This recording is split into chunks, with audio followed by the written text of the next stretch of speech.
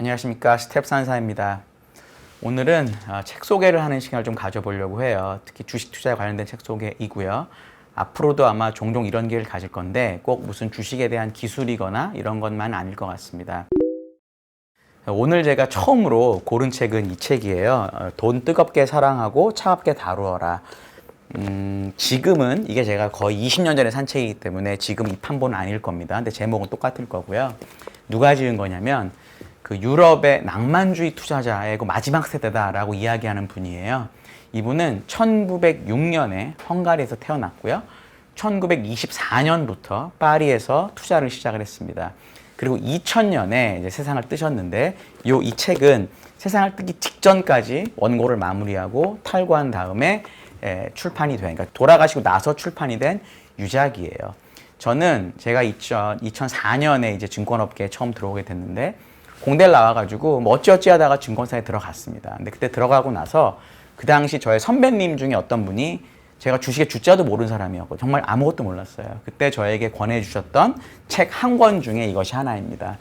저는 그 권함을 듣자마자 책을 사서 봤는데 지금까지도 제가 지키고 있는 여러 가지 원칙을 이 책에서 배웠어요. 그래서 저는 이 책을 꼭 말씀드리고 싶어서 가지고 왔습니다. 책에 보면 부자의 정의 같은 것에서 좀 시작을 해요. 그러니까 이 책에서는 백만장자라는 개념을 왜냐하면 이분은 옛날 사람이기 때문에 백만장자가 부자였죠. 지금은 이제 빌리언웨어가 부자인데 백만장자의 정의가 뭐냐. 내가 백만장자가 돼도 부자가 아닐 수도 있다는 거죠. 내가 돈을 가지고 내가 원하는 걸 하는 데 있어서 남의 눈치를 보지 않는 사람이 바로 백만장자다 이렇게 얘기를 하세요. 저는 이 얘기를 그때 읽고 되게 맞다고 생각을 했는데 그 다음에도 여러 가지 책에서 어떤 말이 나왔냐면 인간의 행복이라는 것은 성취를 욕망으로 나눈 거다라는 얘기를 저도 그때 들었었거든요. 같은 맥락인 것 같아요. 그러니까 성취를 아무리 많이 해도 욕망이 더 크면 항상 행복은 떨어지거든요.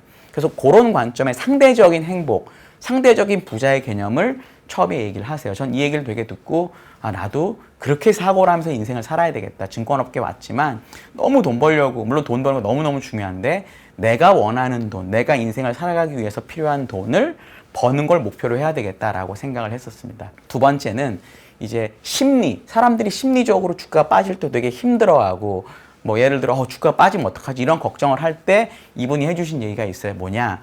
자기는 1924년부터 주식 투자를 했다는 거죠. 무려 80년 전, 100년 전이죠. 그분이 얘기가 나는 대공황도 봤고 2차 세계대전도 봤고 오일 쇼크도 봤고 모든 걸 다 봤다. 근데 그런 것들에 일희일비해서 주식 투자를 하게 되면은 되게 힘들다. 너무 괴롭다. 특히 일반인들 같은 경우에는 그런 말씀을 하세요. 그래서 이 문구 중에 되게 의미 있는 문구를 제가 갖고 있는 게 뭐냐면 주식이 오르거나 하락할 때 이유를 찾지 말라는 거예요. 예를 들어 주식이 막 빠지면 또는 시장이 막 빠지면 이게 왜 빠질까라고 되게 걱정을 많이 하게 되는데 물론 그 빠진 이유를 공부를 해야 되는 건 맞지만 빠지는 거, 다 같이 빠지는 시장에서 이게 왜 빠지는지에 너무 천착하게 되면 소위 말하는 부안해동 투자자가 된다라는 거죠. 남들이 오를 때 사고 팔 때 이런 일이 생긴다는 거죠. 그래서 주식시장에서 움직임에 대해서 너무나 크게 이유를 찾거나 하지 말아라라고 얘기를 하세요. 전 이 부분도 되게 제가 지금도 금과 옥조처럼 생각하는 이야기 중에 하나입니다. 개별 주식은 좀 덜하지만 특히 시장의 움직임에 대해서 왜 그럴까? 이걸 너무 깊게 생각할 필요는 없다라고 저는 생각을 하고 있어요. 이분이 이제 얘기하는 게 이런 겁니다. 내가 성공적인 투자자가 되려면 소심파 투자자가 돼야 된다라고 해요. 소심파. 이 소심파에 반대되는 투자자를 부안해동파 투자자라고 이분은 정의를 합니다. 그러니까 부안해동파는 뭐냐? 남들이 많이 사서 주가가 비싸질 때 주가가 좋아 보여라고 사는 거고요. 반대로 주식이 막 빠져서 바닥 근처 인증 누구도 막 빠지고 있을 때 다들 공포에 질렸을 때 주식을 파는 사람을 부안해동파라고 하고요. 소심파는 반대로 남들이 하지 않는 거, 남들이 하는 것에 반대로 하는 투자자를 이분은 소심파 투자자라고 정의를 합니다. 그래서 소심파 투자자가 돼야 돈을 벌 수 있다라고 얘기를 하세요. 저는 이게 되게 맞는 얘기라고 생각을 하는 게 기본적으로 여기에 책에는 한 꼭지에도 나와 있는 게 남들이 하는 것에 반대로 하고 예를 들어 어떤 주식이 좋아 보이거나 어떤 자산이 좋아 보일 때 이분이 이제 코스톨라니의 달걀이라고 이 국면을 정해놓은 게 있는데 항상 이야기하는 것이 바닥에서 뭘까를 사려고 하지 말아라는 거예요. 그러니까 주식이든 어떤 자산이든 빠지고 있을 때 자기가 느끼기에 바닥으로 가고 있는 빠지고 있는 상황에서 그 자산을 매입을 하고 빠져도 개의치 말아라 라고 이야기를 하세요. 바닥을 알 수 있으면 좋은데 그거는 뭐 감히 말하지만 아무도 모른다라고 할 수밖에 없거든요. 그래서 그런 식으로 투자를 하라고 이야기를 하십니다. 그럼 소심파 투자자가 되려면 뭐가 필요한지를 또 이 책에서 얘기를 하는데 4가지를 얘기하세요. 독일 말로 4G더라고요. 근데 우리나라 말로 번역을 하면 돈, 행운, 생각, 그리고 인내입니다. 이 4가지가 있어야 소심파 투자자가 될 수 있다는 거예요. 그중에 첫 번째로 돈에 대해서는 이야기가 나오는데 이거는 제가 이제 스텝스에서 우리 구독자분들께 말씀드리던 것하고 일맥상통하는데 전 이때 이걸 배웠어요. 이분이 돈에 대해서 얘기하는 게 자기가 옛날 경험상 너무 잘 투자한 뭐가 있었다는 거예요. 근데 그거를 레버리지를 써가지고 투자를 했기 때문에 나는 방향을 맞췄지만 그 중간에 흔들림에 자기가 다 털려버렸다라는 거예요. 자기는 그런 경험을 어릴 때 하고 나서 철칙으로 삼는 게 웬만하면 얘기하는 게 물론 자기 전문가니까 쓸 수 있지만 일반인들에게 철칙으로 이야기하는 게 절대 빚내서 투자하지 말라라고 이야기를 해요. 이 책에 아예 그 문장이 따옴표로 들어 있습니다. 저는 그걸 읽고 나서 지금도 거의 철칙으로 삼고 있는 이제 문장에 돈이 있어야 내가 소신이 생긴다는 거죠. 근데 그 돈이라는 거는 남의 돈이면 내 소신이 생길 수 없어요. 왜냐? 남이 언제 나한테 돈 달라고 할지 모르잖아요. 지금 갚으라고 할 수 있잖아요. 내 돈이어야 내가 맞다고 생각하는 투자를 지킬 수 있고 그리고 나중이 돼서 그게 오르면 수혜를 본다라는 거죠. 이거는 저는 다시 한번 강조를 드리고 싶은 투자의 방식이라고 생각을 합니다. 두 번째는 이제 생각이라는 부분인데요. 이게 앞에서 말씀드렸던 남들하고 반대로 생각하라라는 것과 일맥상통합니다. 그러니까 내가 어떤 생각을 했어요. 투자에 대한 아이디어가 있겠죠. 주식일 수도 있고 뭐 원자재일 수도 있고 부동산일 수도 여러 가지가 있는데 이런 투자에 있어서 내가 그걸 하려고 할 때 남들도 많이 하려고 하면 한번 생각을 다시 해볼 필요가 있다는 거죠. 그러니까 내가 좋아 보이는 어떤 투자가 있다면 그게 남들이 지금 보지 않고 남들이 싫어하는 투자일 때 나중에 더 큰 수익을 낼 수 있는 가능성이 높다라고 이야기를 하세요. 그래서 이것도 한 꼭지에 뭐라고 되어 있냐면 소심파 투자자의 생각은 반대로 투자하는 것 이런 부분이 있습니다. 이 부분도 저는 매우 중요하다고 생각을 하고요. 세 번째는 인내인데 이제 이분이 인내에 대해서 뭐 프랑크푸르트 거래소의 격언이라고 하면서 이제 따옴표를 쳐갖고 갖고 온 말이 있어요.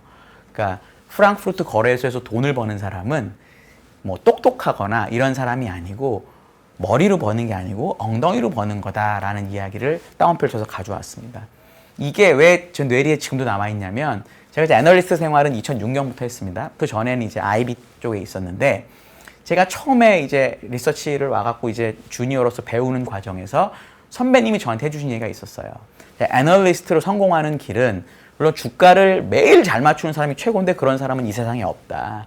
그렇기 때문에 애널리스트가 성공하는 제일 빠르고 좋은 길은 엉덩이를 의자에 많이 붙이고 있는 게 좋다라고 얘기를 하셨어요. 그러니까 결국은 야근하라는 얘기였는데 전 지금도 그 얘기를 되게 맞다고 생각을 해요. 그러니까 똑같은 결론을 이야기를 하더라도 더 많이 보고 이야기를 하는 게 맞출 확률을 높이거든요. 저야 이제 이 일을 오래 했기 때문에 옛날보다 덜 보고 이야기를 할 수 있지만 처음에 주식 공부를 하고 투자 공부를 하는 분들은 많이 듣고 많이 공부하고 많이 생각해야 됩니다. 전 그게 인내랑 일맥상통한다고 보고요.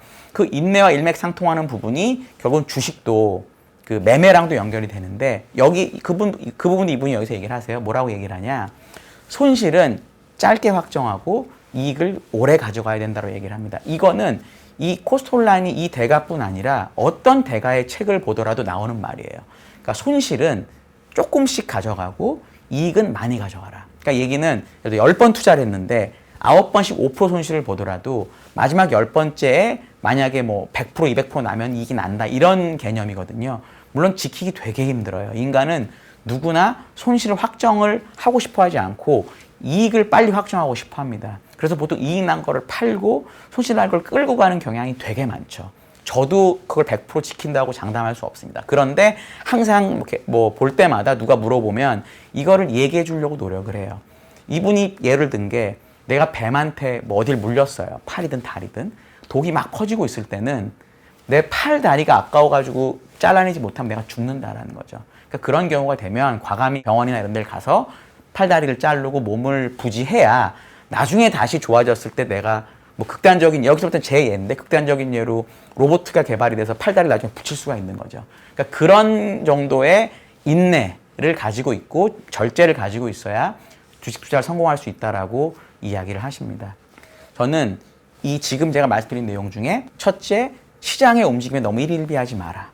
두 번째, 투자를 잘하기 위해서는 소신파 투자자가 돼야 되는데 그러기 위해서는 돈하고 생각하고 행운하고 인내가 있어야 된다. 돈에 대한 부분은 은행 빚을 내지 마라. 생각은 남들하고 다르게 생각해라. 인내에 대한 부분은 결국은 손실은 작게 가져가고 이익을 많이 가져가는 방향으로 투자를 하자. 이 부분이 이 책에서 정말 중요한 것 같아요. 뭐 제 말씀으로 충분할 리가 없고요. 저는 어떻게 생각하냐면 이 책은 보신 분들은 꼭 한 번씩 보셨으면 좋겠어요. 진짜로 주식의 기술 뭐 이런 게 아니라 주식의 마음가짐, 투자의 마음가짐을 되게 가다듬을 수 있는 되게 좋은 책인 것 같아요. 저도 요즘에도 시장이 어렵거나 뭔가 제가 잘못 생각하고 있을 것 같을 때 가끔 이 책을 쳐다보고 제가 이렇게 표시해 놓은 부분, 줄친 부분을 다시 읽곤 합니다. 되게 도움이 많이 되는 것 같아요. 오늘 이 말 마치겠습니다. 감사합니다.